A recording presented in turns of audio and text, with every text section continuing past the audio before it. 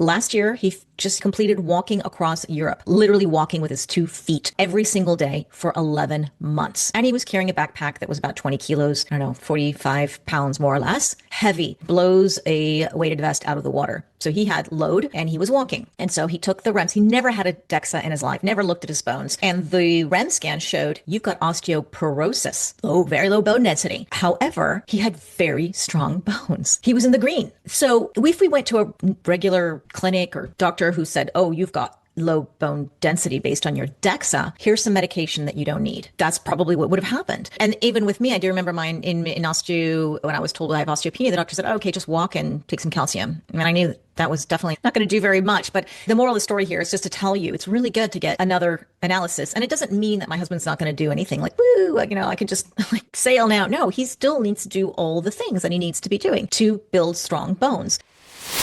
Have you ever been told that you have osteopenia and immediately felt like your stomach is just coming out of your body? Or maybe you've never even had a bone screening at all and you're thinking, well, I'm fine, so my bones must be fine, right?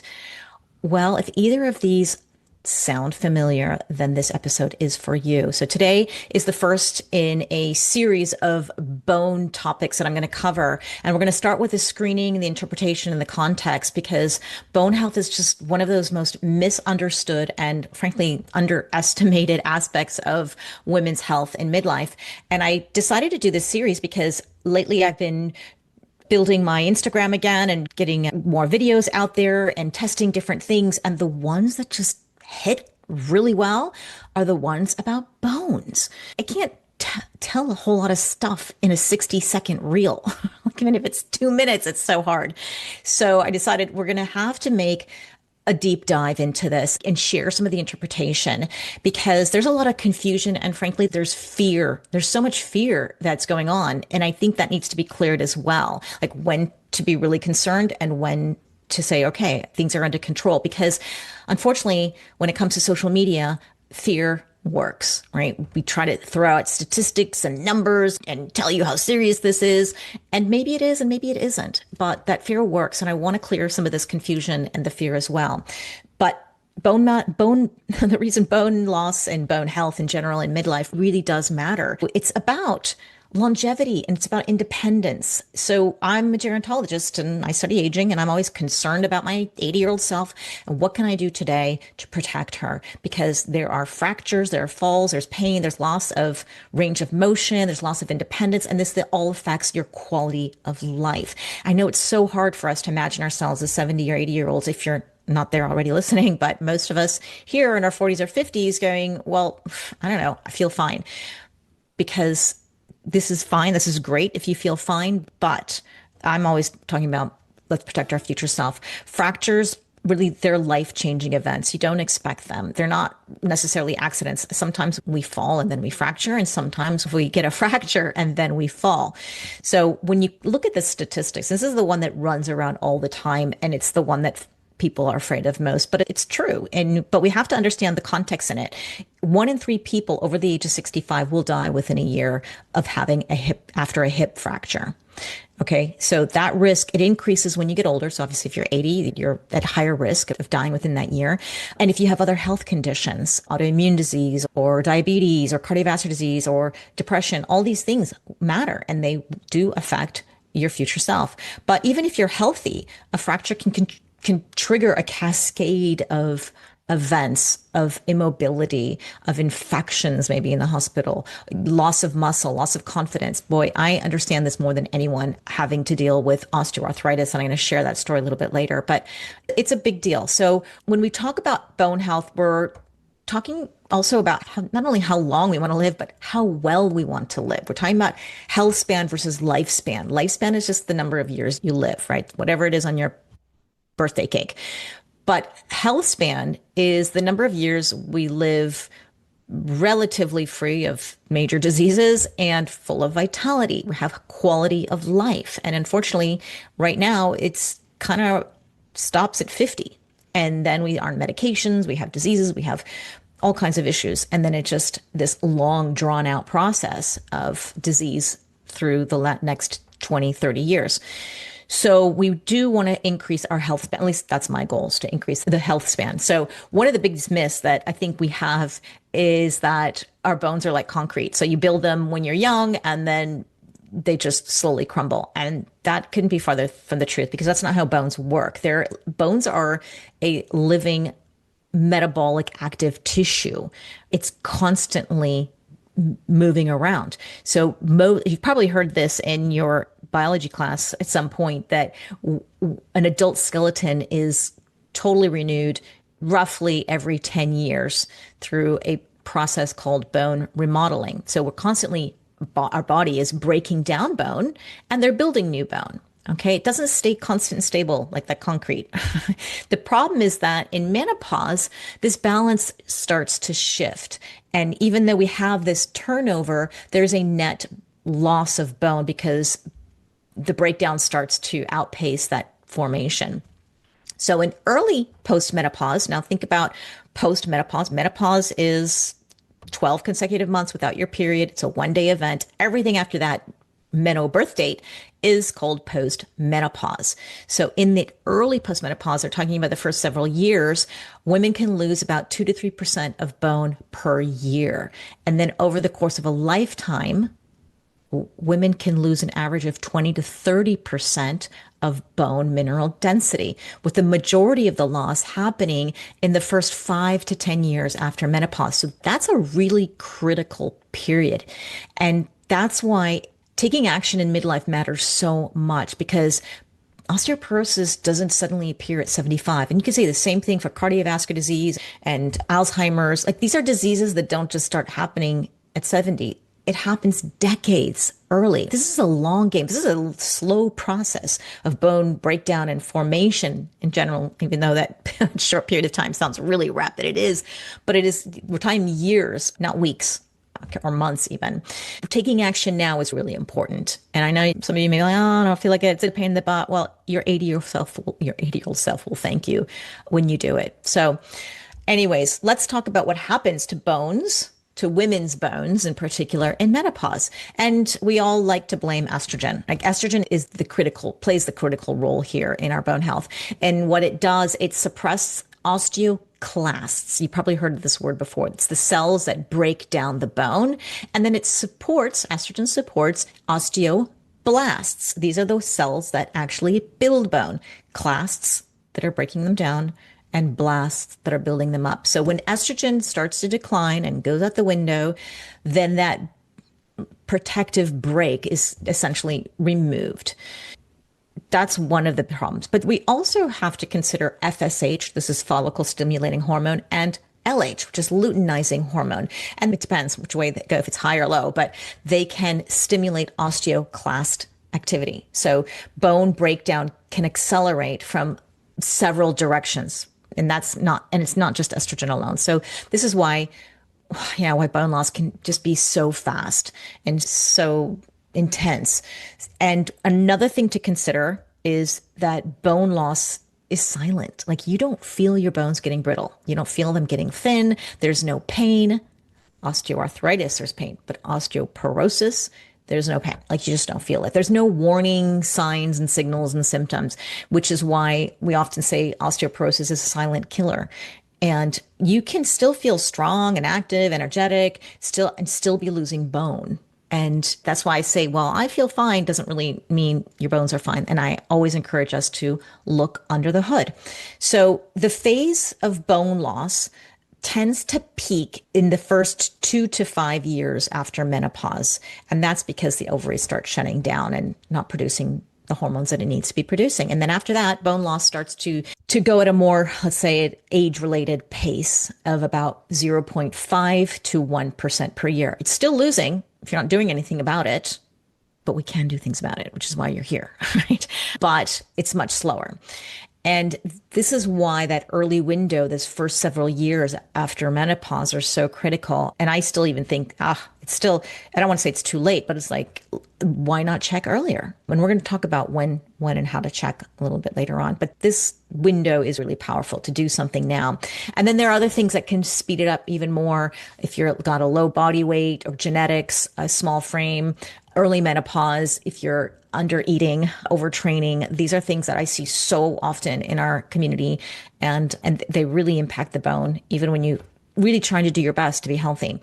And one of the myths that I really want to bust is that frailty, we always think of, oh, thin bones and frailty. It doesn't always mean thin. You can look strong, or you can be active, you can be overweight, and you can still have fragile bones underneath. This is why we do screening. And the last part is I want to talk a little bit about the risk factors, because there's confusion here as well. And the risk factors fall into modifiable and non-modifiable categories, meaning that there's things that we can control and things we cannot control. So first, the things we can't control is being female. Okay. Women start with less peak bone mass and they lose estrogen at menopause. And there's all these other things happening with our hormones in life. So we're just more at risk. When you're over 50, that risk is really also starts to increase. We can't change aging. I mean, well, other people would argue you can, but like we can slow things down for sure, but we're still aging. And then this risk rises really, really sharply after 65, particularly if you're not doing some of the things that we're going to talk about in this series. If you're white or Asian, that also carries a higher fracture risk compared to African American or Hispanic women. And if you have a family history, so if like your mom or dad had a hip fracture before, then your risk doubles. That's a lot. So again, I'd also talked about the small body frame. And when you have a smaller frame, you just have less bone to lose, right? So that's another thing. Now about the modifiable risk factors. What are those risk factors? Having low estrogen. We talked about this just a second ago, right? Whether it's from early menopause or a hysterectomy, or maybe you've gone through life without your period and it happens. That's a risk factor. Then poor nutrition, if you're undernourished, especially if you don't have enough protein or calcium or vitamin D, all these trace minerals. It's so essential to have a really robust diet out throughout the life, but it's pretty critical here. And then if you're sedentary, if you don't exercise, even if you exercise, but you're not doing the kind of exercise that challenges the bone to build more rather than loss, that means something. So I've done a reel where I talked about walking doesn't build strong bones. It doesn't have the impact or the force that's needed in order to build. Now, you can walk and maybe your bones are really strong. Maybe your genetics are great. Maybe there's some other things that are working for you in your favor. So again, I don't want to scare anybody, but if you're walking, fabulous. Walking is so good for you. We should be walking every single day, but don't kid yourself if you are walking and thinking this is really good for your bones. And you'll only know if you check. And that's what it comes down to. So the other modifiable risk factor is smoking. Smoking and alcohol are just one of the biggest modifiable risk factors for so many diseases of aging. And it's something to consider getting rid of or reducing for sure. Because if you're smoking, then that reduces your bone density by 2 to 4% per decade.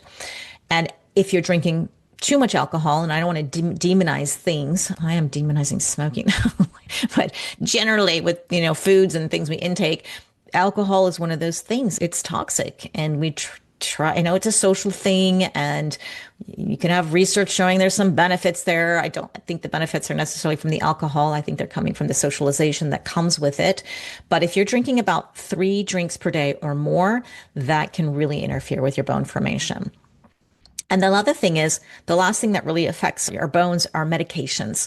And sometimes we need them and there's nothing you can do, but sometimes we can change the formulations. If you have a discussion with your doctor about what it is that you're taking, is this, if you do have osteopenia, osteoporosis, maybe there's some other type of medication. And so if you've been using glucocorticoids long-term, like I think once in a while is probably not having that big of a risk, but if you're using them long-term, or if you're on anti-seizure medications like gabapentin, then, and these are used also for migraines, which so many women in our community are using, that may be affecting your bone loss.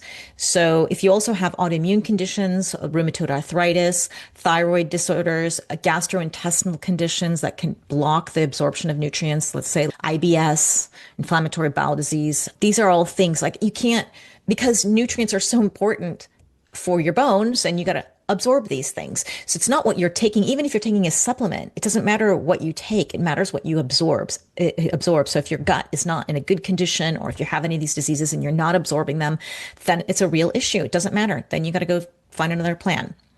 And now we're going to define the different terms of that you've been running around there that may be confusing. There's osteopenia, osteoporosis, and there's osteoarthritis. So osteopenia just means that it's low bone density. It's not a disease yet, and it's a warning sign. It's not a verdict. Okay, we can take it seriously, and I understand 100% the fear that can happen with that. If you get diagnosed at 50 with osteopenia, you're like, oh my God, what am I going to do when I'm 70? Because there's a gradual decline. And osteoporosis, that means significant reduced bone density, and then that increases your fracture risk. But there's ways to interpret these things as well. And then osteoarthritis is joint degradation. It's not, I know it's a part of the bone, but it's the joints. It's when there's no more cartilage there, when you build bone spurs, you have no fluid in there. It's nasty. And you lose range of motion. There's pain. It can seriously affect your life. And I have whole episodes on this. You can go listen to that. But it's not a bone density problem. Okay. So I had osteoarthritis, and I had really strong bones. My bones were showing up real good. It's a totally different thing. And so many people, I told them I have osteoarthritis, and they thought I was talking about low bone density.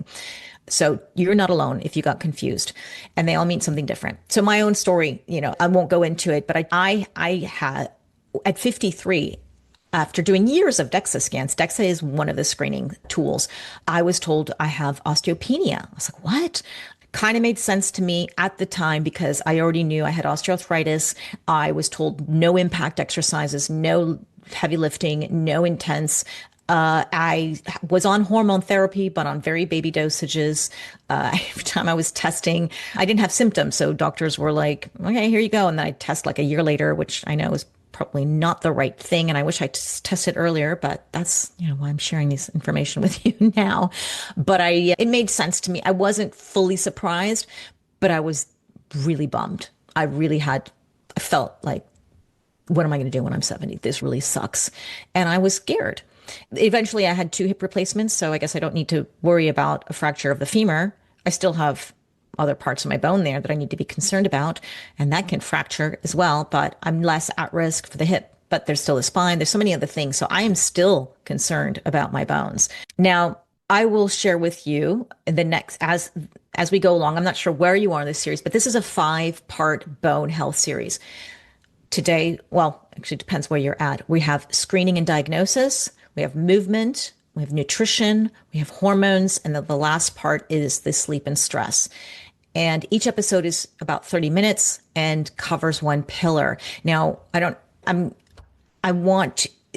where you are in because I'm going to use the same part of the introduction. It's going to be repeated in each of the sessions. Because if you just entered on part 3 of the series, that's okay. I want you to first hear the reasons why we need to be concerned about bones and all that. But if you've already heard that, well, then you can fast forward and just get to the part that you want to hear. So subscribe to the podcast, hit the notification button, and just look out for all the other episodes and jump into what you need the most. You can go around with that. And I also want to remind you that we have a little mini guide. It's free. You can download it. It's in the show notes. It's called the Mini Bone Guide or the Mini Bone Force Guide. It's just a little thing to get you started, because it can be overwhelming to get all of this information, but I have so many great resources there. So go to the show notes and download that. And if you need a little bit more support and personalized attention, then consider joining the Biohacking Menopause membership group. This is a private women's only menopause support group. And I'm there every single week. And we have bone experts coming on, orthopedic surgeons coming on. They're going to answer your questions, remove your fears, and just help you along this process. It's a wonderful group. So I'll have a link to that in the show notes. So now let's start with the topic at hand. So today we're going to talk about bone screening and the interpretation of them. And I'm going to try to make this really short, but the first topic is when and who should screen. So most women are told that they can test their bone density, usually with a DEXA scan, which we'll go into later, around 65. That's a little bit too late. And it's because maybe insurance pays for it or Medicare typically covers it. But really, from a prevention and a longevity perspective, it's too late. I don't like using that word too late because also it means like, oh, there's nothing I can do. Yes, you can do something, even if it's too late.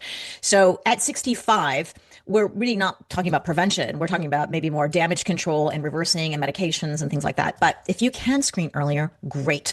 I personally believe that screening should be started in your 20s or 30s. Not that you'd get screening all the time, but let's get a good baseline. Let's, especially if you have a risk factor, if your mom or dad had a hip fracture or osteoporosis at all, maybe you've got early menopause, or maybe you're lower in body weight. If you've had eating disorders, autoimmune conditions, long-term steroid use, these kinds of things that we just talked about. If you are more at risk, definitely go and get screened. It doesn't matter if you're 20 or 30. I'm getting my kids screened as well, and they're in their 20s. So this is really important to just know what's your starting point, where's the baseline. And if you do find osteopenia or something at a younger age, maybe it isn't. I'm gonna have to talk about that a little later, but at least you can take some action. And if your bone density is normal, then great. And you're young and you're healthy and you can scan every 5, 10 years. You don't need to do this every year. But once you're in menopause, we got to monitor a little bit more closely. And if you do have low bone density, then I just wouldn't stop there. You want to understand bone strength and bone quality, not just quantity. Okay, we're going to take a little deeper dive into that. And that's where other tools like the REMS scan, REMS, can be helpful. And I'm going to explain that after I talk about the DEXA scan, because we all know the DEXA, right? This is one of the more common ones. And I've been testing with the DEXA for a long time. I've been testing not only my bone density, but my muscle mass. That's when I first heard about DEXA. So if you're building muscle and you want to know proportions of muscle and fat and what you're doing is working, it's sort of the gold standard. DEXA is DEXA, and it's short for dual energy X-ray absorptiometry. Like, that's a mouthful. That's why we always say DEXA. But all it does is really estimate bone mineral density, how much mineral is packed inside a certain area of your bone. It's this big table that it's a big machine. You lay down on this huge table, and then it has this motion thing going over your body. It's painless. It's very quick. I don't know, it's maybe 5 minutes, not even. It's got radiation, but it's very low. Like the last time I did it, I remember the woman who was, I was going to say radiating me. So bad. The woman who gave me my DEXA scan, she was in the room. She wasn't wearing some protection clothing. She wasn't behind a wall, and she didn't like slam the door and run out like they do in a mammogram. And you're like, what? Why is everybody running away? So that's not a DEXA. I mean, there's radiation, but it's very low. And I have the radiation offset protocol. I still do it. It's just this protocol. I'll have that link in the show notes if you want to do that. But what this scan does, it usually looks at the hip and the spine, and they're looking at the neck of the femur, the neck, that thinnest part of the bone on your leg. And that's where you are more likely to fracture. And it also looks at spine, because when you get fractures there, it's more devastating than if you, fractured your pinky. So they don't need to look at your pinkies. But DEXA, what it doesn't tell you how flexible your bones are. They don't tell you how resilient they are. They don't tell you how your bones are going to respond to stress, or if you pick up something heavy or if you fall. It just tells you how dense they are. Density matters, but it's just not the whole story. So when you get a scan, you're going to get a report, and usually they look mostly at a T-score and a Z-score. And this is where a lot of people get tripped up, because the T-score compares your bone density to that of a healthy 30-year-old adult of the same sex. And so that score, it's used to diagnose osteopenia and osteoporosis. And I'm going to explain the differences. Oh, actually, I just did. So a Z-score compares you to the people of your own age, sex, and size. So for younger women and perimenopausal women, Z-scores can give some context, maybe a bit more meaningful. And for postmenopausal women, the T-scores are usually the one that doctors like to look at. And neither score is like good or bad on its own. They're just reference points. And really, this is where context matters so much. Now, bone density is critical. It measures quantity. Again, like how much is in the bone. It doesn't look at quality, which is really important too. DEXA tells us that there's minerals inside the bones, that's there, but it doesn't tell us how well that bone is structured. Like some doctors like to call it the microarchitecture of a bone. It doesn't tell us how it handles impact. It doesn't tell us how resistant the bone is to some micro damages.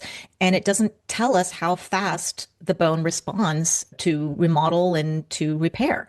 So you can get two women with the same T-scores, and then one fractures and the other one never does. Like, how is that even possible? Because it's just one point in time. Bone strength is a lot more than just bone density. And we want strong bones, right? And we always just seem to assume that density equals strong bones. Doesn't always. So think of bone like a building. This is where the micro architecture comes in. Density is how much material you used. How many bricks did you lay to build this house? Quality is how well that house was built.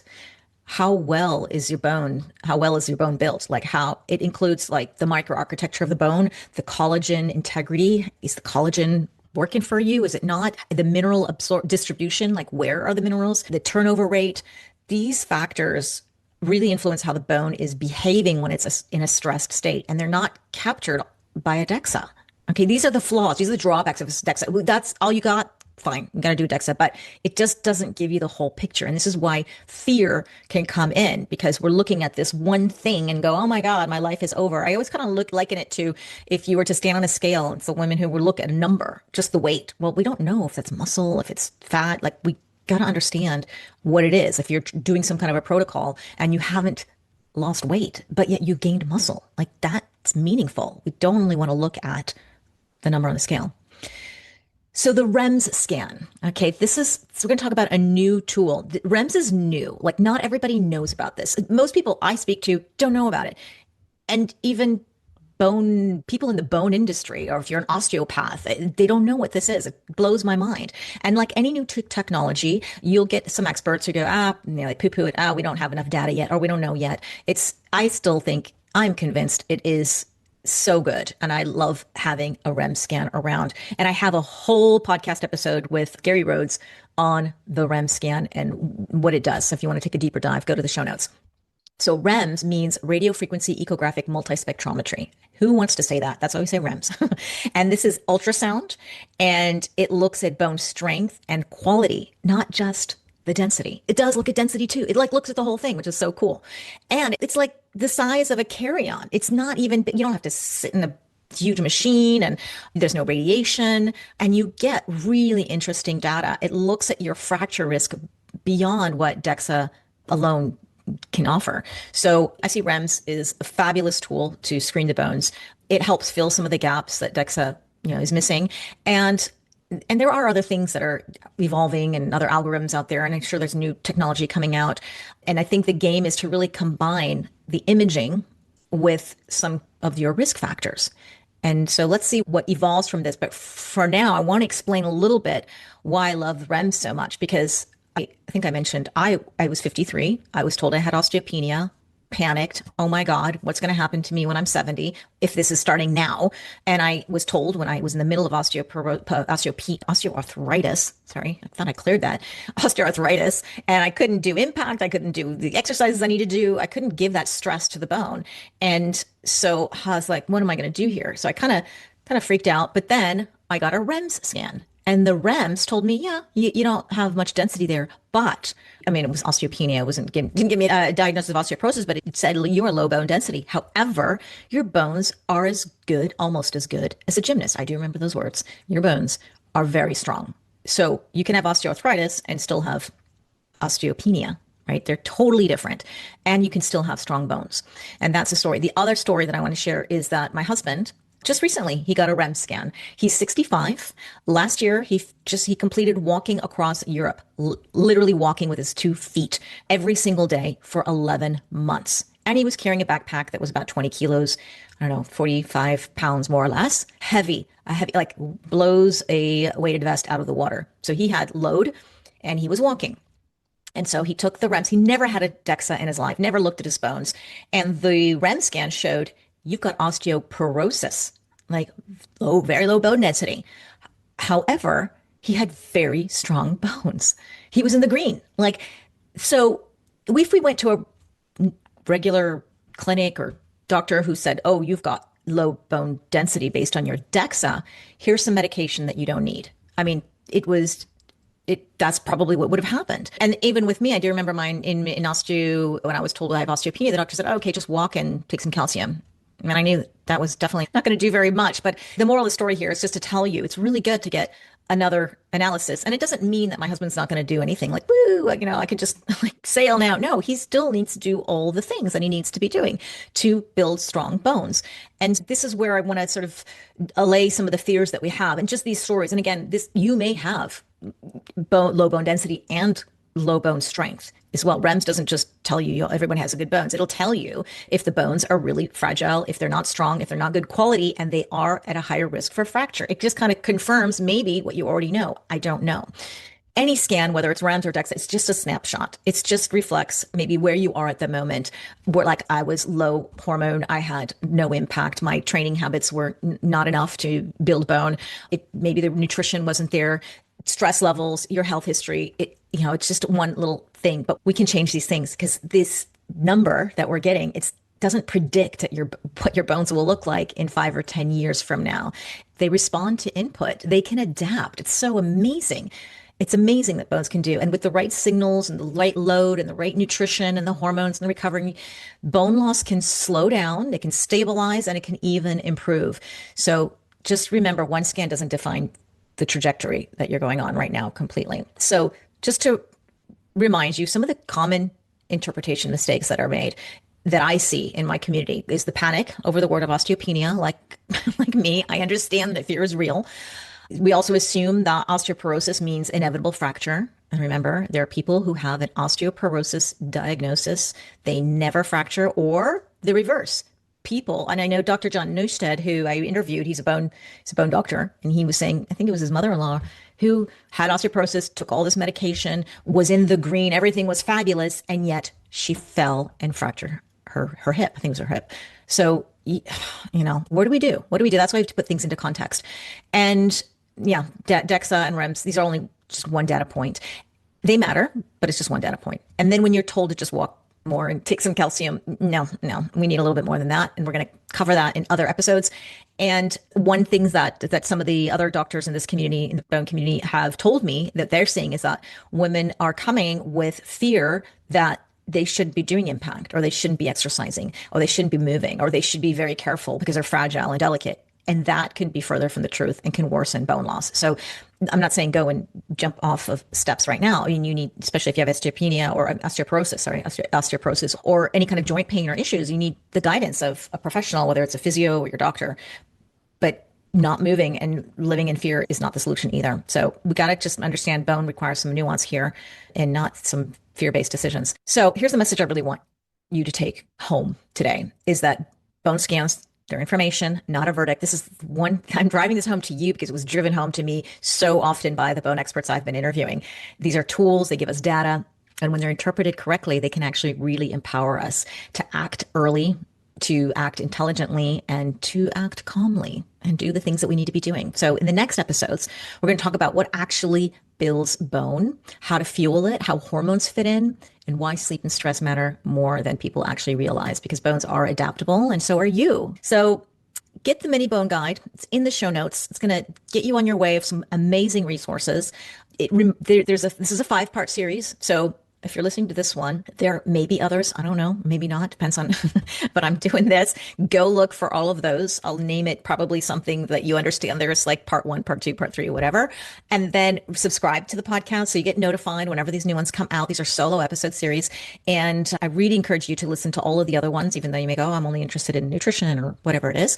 But remember, this is a long game. This is bones build over years, not weeks.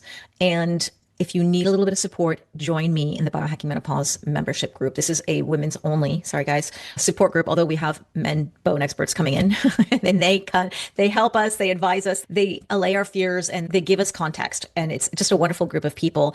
And I have a link to that in the show notes as well. So thank you so much for listening and coming to the end of this. I really value your time. I hope this episode has been valuable for you. And I want you to have a good day, a good night, good morning, wherever you're at. And I will see you next time.